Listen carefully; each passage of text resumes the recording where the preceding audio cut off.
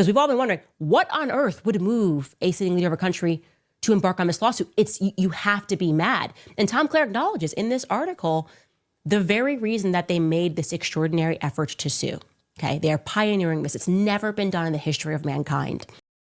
Breaking right now, Candace Owens has hit back at Brigitte Macron, the French First Lady, who she says is actually a man, after the French first couple launched an extraordinary investigation into her background, leaked to the Financial Times, which included details as I think mundane as the fact that Nigel Farage attended her wedding to her English husband.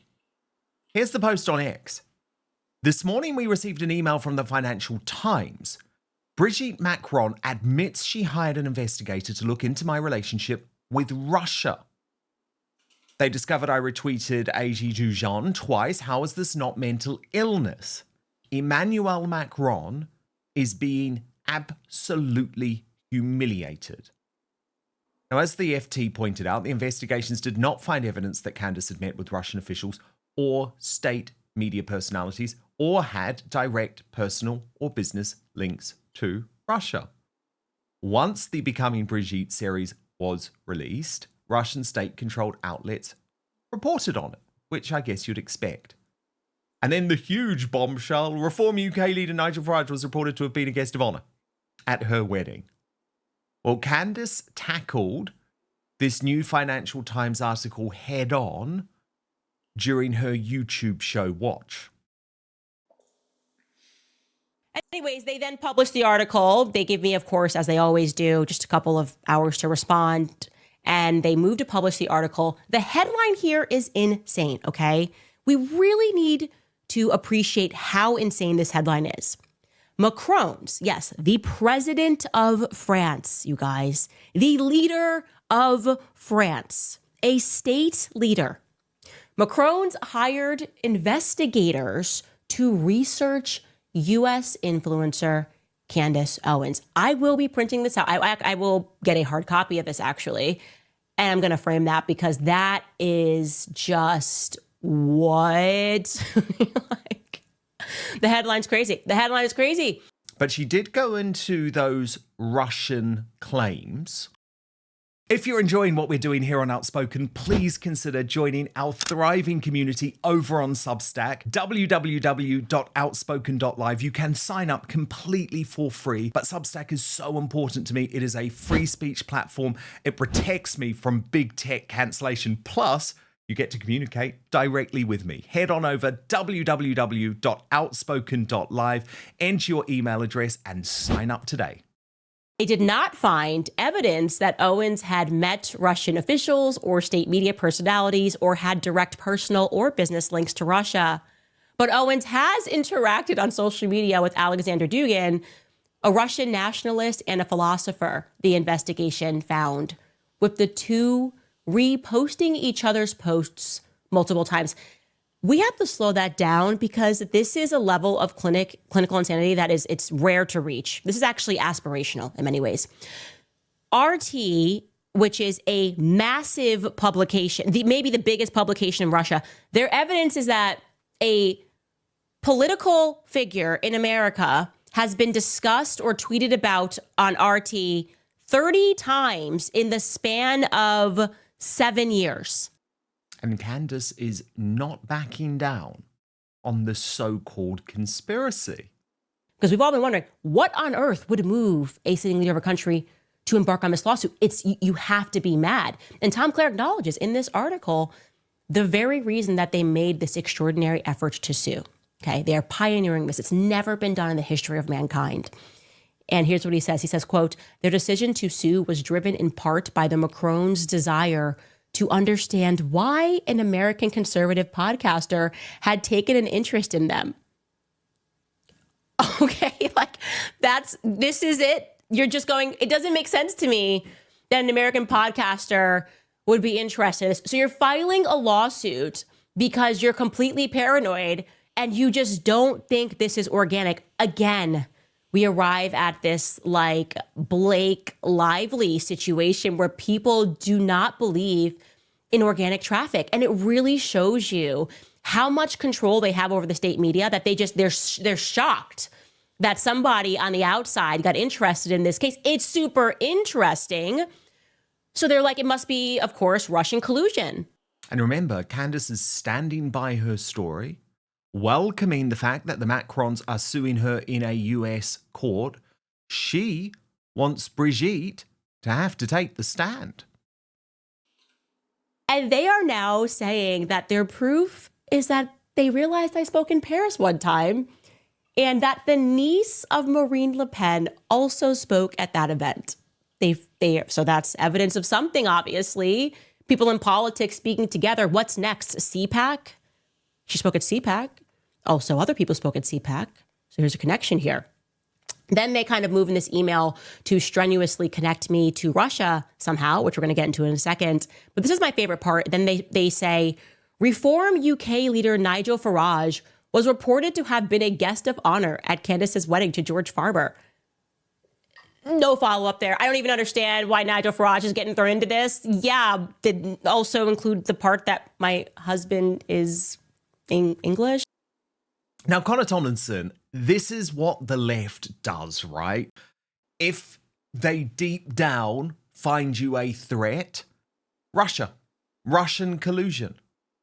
It's a hoax. It's the new Russia hoax. I mean, whatever you think about Candace's campaign against Brigitte Macron, who she is convinced is a man, whatever you think of that so-called conspiracy, I struggle to see how there is any obvious link to Russia.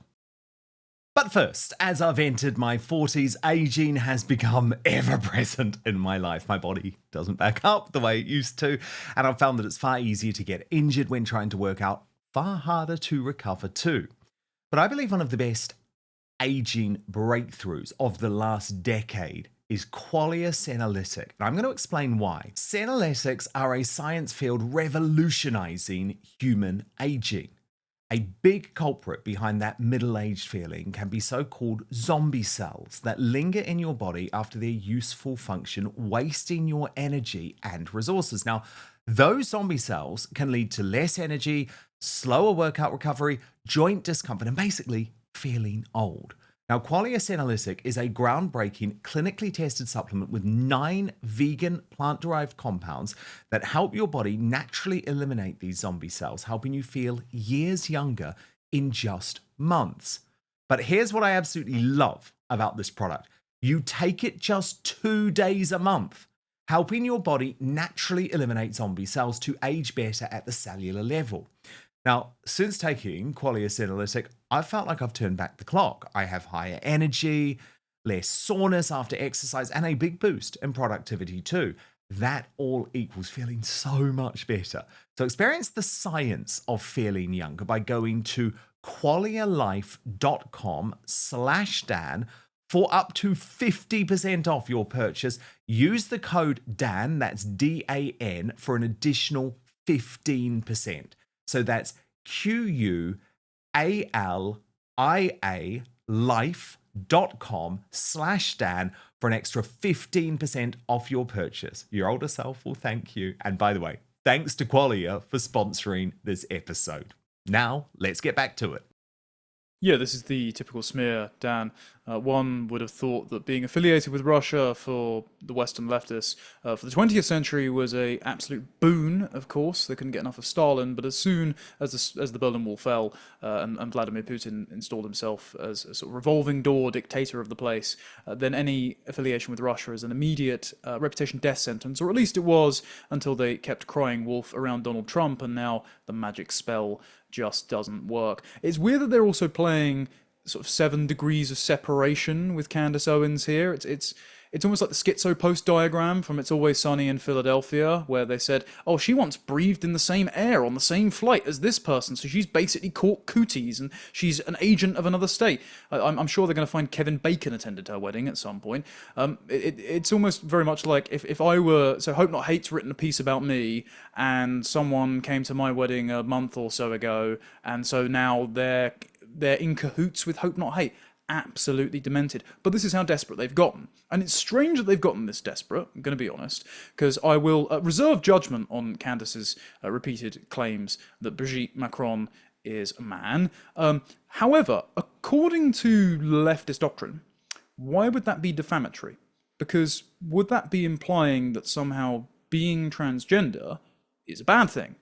Would it be implying that being transgender would not make someone a real woman, which would be awfully transphobic, according to woke morality? And if the defamatory claim is not that somehow Brigitte Macron is a man, if the defamatory claim is that Brigitte Macron met Emmanuel while as his teacher and had an inappropriate relationship with him, well, according to sort of French intellectual history, they've been a bit soft on the age of consent, so that wouldn't even look that damaging to the French people, I don't think. So it's weird that, one, if all of this is untrue, they would pursue the defamation claim in the first place, especially when they're pursuing an American podcaster who's protected by the First Amendment. Exactly, in America, and pursue it in America. And as you say, there's hardly a couple that have helped themselves. I mean, the relationship was paedophilic at worst, grooming at best, given she was his teacher. He was a young teenager. And then in recent months, we've even seen her beat him up on a plane. So as you say, it's quite hard to see exactly where the damage comes from, although I do know Megyn Kelly has said there are potential issues with this claim in a US court, and she's obviously an expert on this. The Nigel Farage link is very bizarre in this, though, because are they sort of trying to make out that Nigel Farage is some type of Russian stooge? I mean, Candace and Nigel Farage have had a friendship dating back. I mean, I think these pictures, right, are on Candace's own Facebook page and were taken in 2018. So what's that, 8 years ago? I mean, it's been very open that these two have a friendship via Candace's now husband, George Farmer, and also that they have appeared on each other's respective shows as well. So where do you think the Nigel Farage link came into this? That he's some type of Russian stooge too? Is that what they're trying to say? Oh, almost undoubtedly. It's very weird, again, for the Macrons to even amplify this case if there's nothing to it, because I don't think they'd want to go to discovery if there is something to it, and if there's nothing to it, then why are you, a world leader, giving airtime to an American podcaster who you shouldn't be paying attention to, because you've got all sorts of critics, foreign and domestic. As far as the Nigel Farage thing goes, it's the same Russian agent Trump playbook. We've seen the Liberal Democrats, anytime that they want to get up and talk more about Ukraine than the collapse of our own country, insinuate that Nigel Farage is somehow in the pay of Vladimir Putin just because he isn't that interested in continuing to arm Ukraine and fund its corrupt bureaucrats with billions in our tax money until the heat death of the universe.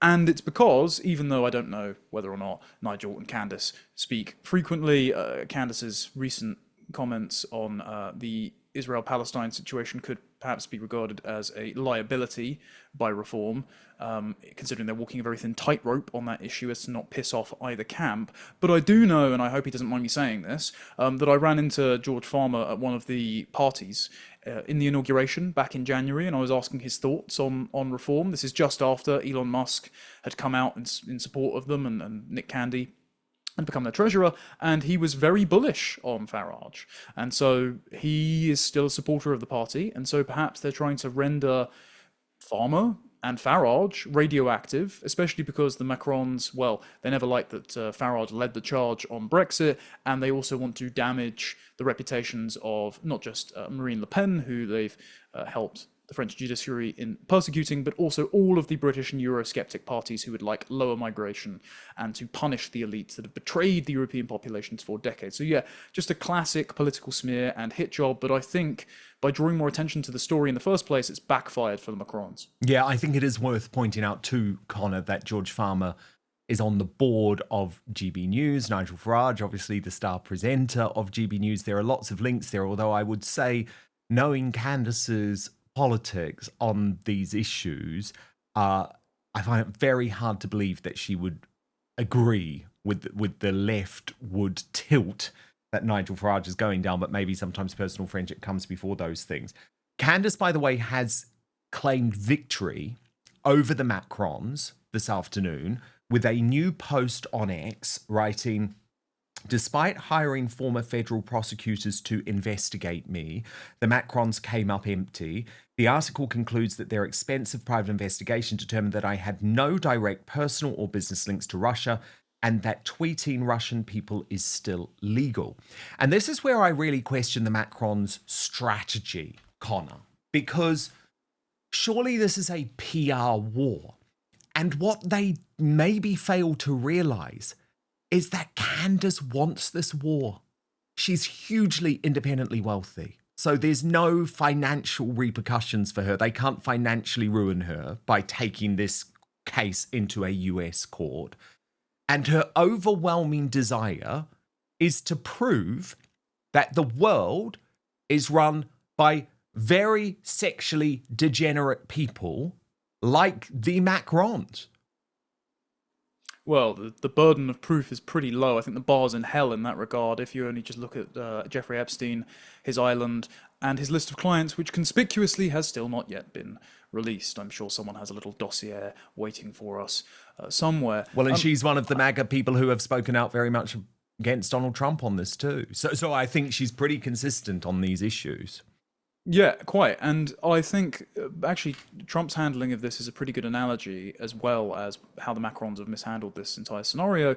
I don't think that our older, established, quite sclerotic political class understand the power of social media, or at least when they feel the contours of its power, they get so afraid that their first instinct is to use the blunt instrument of censorship via the European Digital Services Act, via the Online Safety Act, via the various pieces of misinformation legislation that Australia and your home country of New Zealand have been passing, Dan, to try and muzzle their critics and their opponents. But all it invites is a Streisand effect, where the people they're censoring look to be more credible than the censors. And so by engaging in the dialectic of trying to tackle Candace Owens with legal action and trying to explain, they lose. And so it would have been much wiser, not that I'm looking to give Emmanuel Macron, an ideological enemy of mine, political advice, but it would be much more sensible to have never tried to engage in lawfare against the French journalists that initially Candace got her tips from, or Candace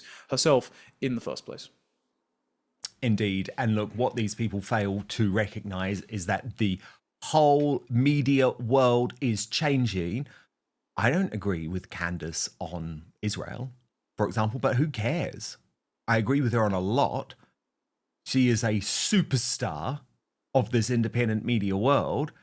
And the Macrons thinking that they were going to get Donald Trump to phone her up, which he did, and sort of just move on from this story was so naive. Because unlike folk in the mainstream media, the brilliant thing about this independent space is that we have no one secretly pulling our strings, no secret bosses who say, well, we're not going to pay your salary if you continue to keep talking about this. That environment is over. And what I very much respect Candace Owens for here is that she's saying, Macron, see you in court. There's not even a chance that she's going to fold to this couple. Thank you so much for watching Dan Wootton Outspoken. Please click on my face just to the bottom left to subscribe to this brand new independent news source and turn on the notification bell so you'll be alerted to our brand new live shows, uncancelled interviews, and special royal episodes. Outspoken is also now available as a podcast, so you can listen to the show every weekday on the go, wherever you are.